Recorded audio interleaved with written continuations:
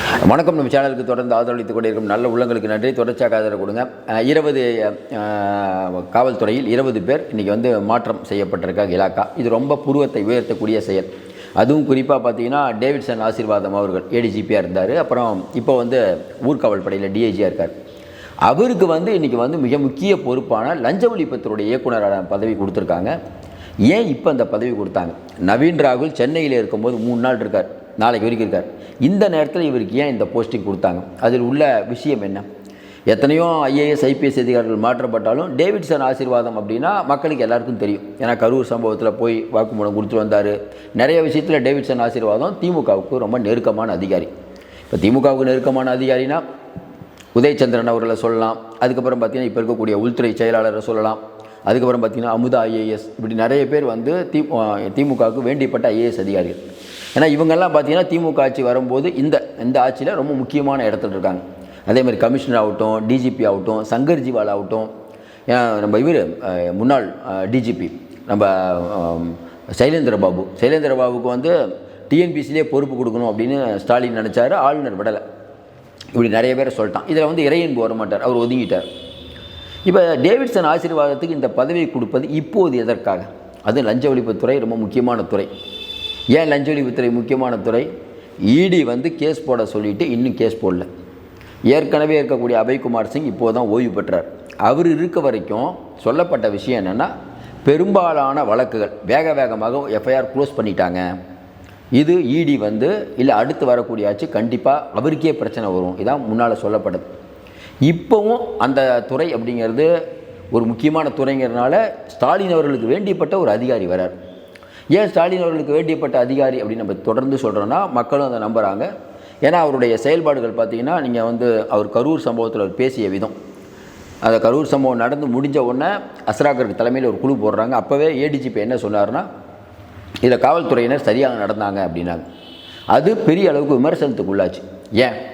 எனக்கு ஒரு விசாரணை அஸ்ராகருக்கு பண்ணிகிட்டு இருக்காரு, திடீர்னு ஏடிஜிபி இப்படி சொன்னார்னா அது விசாரணையை பாதிக்கும். அப்போ யாரையோ காப்பாற்றுறதுக்கு அவர் பேசுகிறாரு அப்படின்னு தான் சொல்லப்பட்டது. அது ஒரு விஷயம். அதுக்கப்புறம் அவர் போய் கரூர் சம்பவத்தில் இதுக்கு போயிட்டு வந்தார். டெல்லியில் சிபிஐ அலுவலகத்தில் போய் அவர் விசாரணை எதிர்கொண்டார். இப்படிப்பட்ட சூழ்நிலையில் மறுபடியும் அவர் இந்த போஸ்டிங்கு போடுறாங்க நவீன் ராகுல் இருக்கும்போது அப்படின்னு பார்த்தா, இப்போ அரசல் புரசலாக என்ன சொல்கிறாங்கன்னா, ஒரு பெரிய வேட்டைக்கு இன்றைக்கி இடி தயாராகிவிட்டது. இடி இப்போ எஃப்ஐஆர் போடணும் அப்படின்னு அழுத்தம் கொடுத்தா, வேறு யாராவது ஒரு அதிகாரி இருந்தால் அவர் எஃப்ஐஆர் போட்டாலும் போட்டுடலாம். அதனால தான் தங்களுக்கு வேண்டியப்பட்ட ஒருவரை அவசரமாக அந்த போஸ்டிங் போடுறாங்க. ஒன்று. இன்னொன்று, பொறுப்பு டிஜிபி அவர்கள் வெங்கட்ராமன் அவர்கள் அவரை எதுக்கு அந்த போஸ்டிங் கொண்டு வந்தாங்க? சீமா அகர்வால், ரத்தோர், ராஜீவ்குமார் 3 பேர் தான் அந்த போஸ்டிங்க்கு வரணும். யூஜிசியில் பட்டியல் அவங்க தான் கொடுத்தாங்க.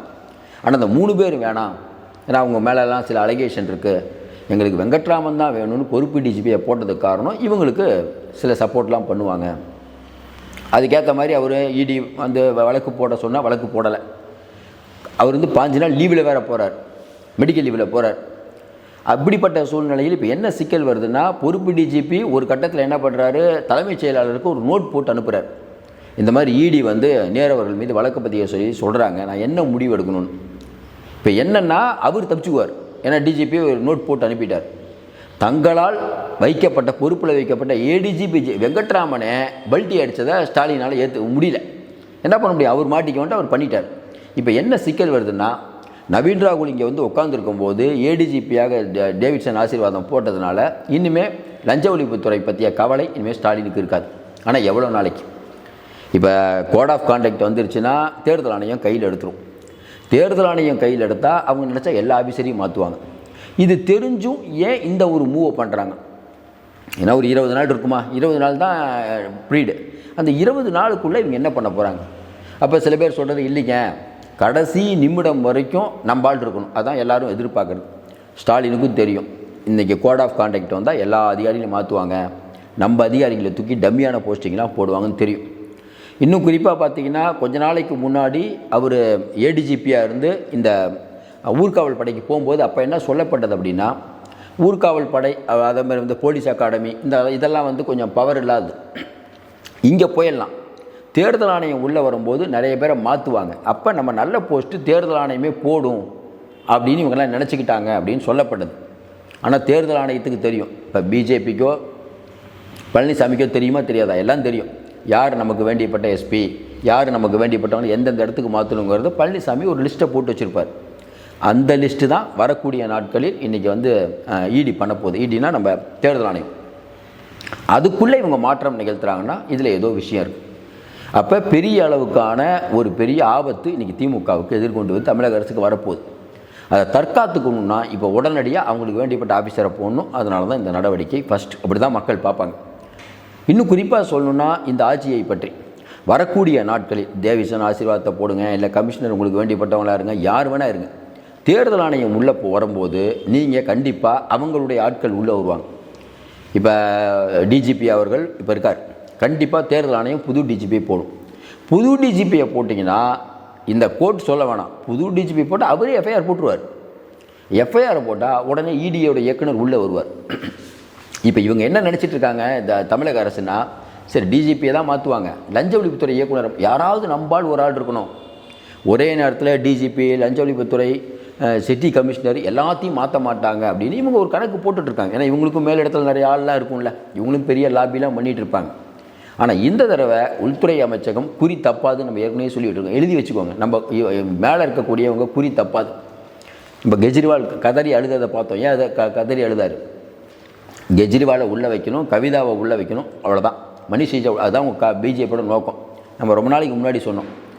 அப்போ தான் அதாவது எலெக்ஷனில் போது இவங்களை தூக்கி உள்ளே வைப்பாங்க. எலெக்ஷன் வந்தோன்னே வெளியே விட்டால் கூட உங்களுக்கு பிரச்சனை இல்லை, நீங்கள் அழுங்க, என்ன வேணால் பண்ணுங்கள், சிபிஐக்கு கண்டனம் உச்சநீதிமன்றத்துக்கே தெரிஞ்சுட்டு போடும், எங்களுக்கு என்ன. ஆனால் இங்கே அப்படி இல்லை. வலுவான ஆதாரம் நேரவர்கள் மேலே இருக்குது. எல்லாருக்கும் தெரியும் நேரவர்கள் ஆதாரம் இருக்கிறது, வாட்ஸ்அப் தகவல். இவ்வளவு தெரிஞ்சிருந்தும் 3 நினைவூட்டல் கடிதம் அனுப்பியும் ஹைகோர்ட்டு சொன்னதுக்கப்புறம் இவங்க நடவடிக்கை எடுக்கலை. ஹைகோர்ட்டு சொன்னதுக்கப்புறமும் நடவடிக்கை எடுக்கலைங்கும் போது இப்போ என்ன பிரச்சனை வரும்? கோர்ட் அவமதிப்பு வழக்கு வந்துடும். ஏன்னா இன்பதுரைகிட்ட நீதியரசர் சொல்கிறாரு, நீங்கள் அவமதிப்பு வழக்கு தாக்கல் பண்ணுங்கன்ட்டார். அப்போ அவமதிப்பு வழக்கு தாக்கல் பண்ணால் லஞ்ச ஒழிப்புத்துறை இயக்குனர் போட்டாகணும். எங்கே போட்டாகணும்? எஃப்ஐஆர் போட்டாகணும். அப்போ நமக்கு வேண்டிப்பட்ட ஒரு ஆஃபீஸரை வச்சா அவர் லீவில் போயிடுவார், கொஞ்சம் ஏதாவது பண்ணுவார், ஏதோ ஒன்று பண்ணுவார், நாளை இழுப்பார். இதுதான் இதோடைய நோக்கமாக வெளியில் பேசப்படுகிறது. எல்லாத்தையும் தாண்டி நம்ம ஒன்றே ஒன்று தான் சொல்கிறோம். இன்றைக்கி உங்களுக்கு வேண்டிப்பட்ட அதிகாரிகளை மாறலாம். அதிகாரிகள் ஆட்சியாளர்களும் நிரந்தரமானவர்களே, அதிகாரிகளும் யாரும் இங்கே நிரந்தரமானவர்களே. நீங்கள் ஒரு கணக்கு போட்டுட்ருக்கீங்க, எப்படியும் தப்பிச்சிடலாம் அப்படின்ட்டு. மேலே இருக்கவங்க ஒரு கணக்கு போட்டுட்ருக்காங்க, உங்களை எப்படியும் பத்திரமாக உள்ளே வைக்கலாம் அப்படின்ட்டு. இன்றைக்கி இருக்கக்கூடிய சூழ்நிலை நியாயமாக எல்லா விஷயங்களும் நடைபெறுகிறதா நம்ம பார்க்குறோம். ஒன்று வேணால் வெளிப்படையாக பேசுகிறதுனா இடி சொல்லுது பாருங்கள். ஒரு ஐபிஎஸ் அதிகாரி அங்கே மாநகராட்சியில் ஒரு டெண்டர் விஷயம், சீருடை விஷயம், அந்த சீருடை தைக்கிற விஷயத்துக்கு தனக்கு வேண்டியப்பட்ட மனோஜ்குமாருங்கிறதுக்காக, மனோஜ்குமார் அப்படிங்கிற ஒருத்தருக்கு அந்த டெண்டர் வாங்கி கொடுக்கணும்னு இடைத்தரகர்கிட்ட பேசியிருக்காரு. போலீஸுடைய ரகசியத்தை 3வது நபர்கிட்ட பகிரக்கூடாது, அதை பகிர்ந்திருக்காருன்னு உள்துறை அமைச்சகத்துக்கு லெட்டர் எழுதுகிறாங்க இடி. இன்றைக்கி தான் காவல்துறையுடைய இருக்கக்கூடிய நிலைமை. சீரழியும் காவல்துறை, 2 பேர் காவல்துறையை சீரழிக்கிறார்கள்னு ஜூவியில் ஒரு பேரே போட்டாங்க. எந்தெந்த விதத்தில் காவல்துறை சீரழிந்து கொண்டு இருக்கிறதுன்னு. சிஎம் ஏதாவது நடவடிக்கை எடுக்கிறாரா? மரக்காணம் சம்பவம் நடந்த பிறகு கள்ளக்குறிச்சி சம்பவம் நடக்குது. சிஎம் யாரையாவது சஸ்பெண்ட் பண்ணி ரொம்ப நாள் வச்சாரா? கோர்ட்டு கேட்குது, என்னங்க சஸ்பெண்ட் பண்ணுறீங்க, உடனே நீங்கள் பதவி கொடுக்குறீங்க. பல்வீர் சிங் பல்ல கொடுக்குறாரு, அவருக்கும் பதவி கொடுத்துட்ருக்குது. நல்லா யோசனை பாருங்கள். அப்போ அரசாங்கம் எங்கே போய் கொண்டிருக்கிறது? யாரையுமே விமர்சிக்கக்கூடாது அப்படின்னா அது நாடு எங்கே போகும்? இவங்களை பற்றி யாராவது விமர்சித்தா உடனே ஷவுக்கு சங்கர் மேலே வந்து கேஸு, அவர் கையை உடைக்கிறது, கஞ்சாவு கேஸ் போடுறது. அப்போ யாருமே பேசக்கூடாது அப்படிங்கிறது அதுவே ஒரு பெரிய பாசிசம் தான். ஏன் இதை சொல்கிறோம்னா, இன்றைக்கி நாட்டில் வந்து ஒருவர் வந்து ஒரு பதவிக்கு வராரும்போது 1000 பேர் 1000 பேச தான் செய்வாங்க, விமர்சனம் செய்ய தான் செய்வாங்க. கடந்த காலங்களில் நீங்கள் பேசிய பேச்சுக்கள் அந்த மாதிரியான பேச்சுக்கள். கரூர் சம்பவத்தில் என்ன நடந்ததுங்கிறது வெகுஜன மக்களுக்கு தெரியாதுன்னு நினைக்கிறீங்க?